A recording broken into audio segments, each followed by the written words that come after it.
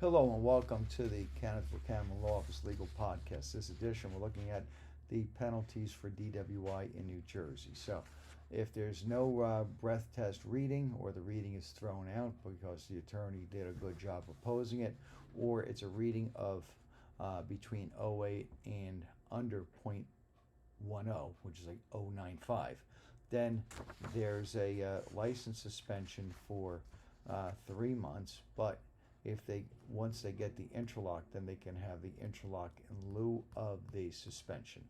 There's fines. There's still the mandatory IDRC and the $3,000 in surcharge. But for many people, if they have a low reading, then once they go to court, they get the suspension notice from the judge. They have the interlock put on.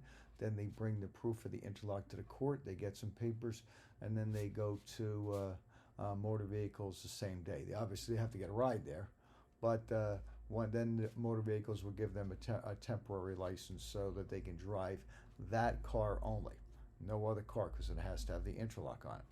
If the breath reading is a .10 to under .15, then it's a 7-month to 1 year loss of license. But if they get the interlock, then it converts to interlock time, so they can get that special license to drive the car with the interlock. If the reading is a .15 or higher, though, they lose their license between 4 and 6 months mandatory. Then there's an interlock period of an additional 9 to 15 months. So sometimes when it's a high reading, the person charged will hire an attorney to try to get the reading thrown out so that they can avoid the mandatory loss of license.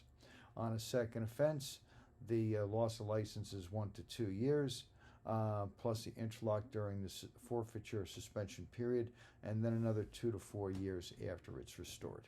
On a third offense, it's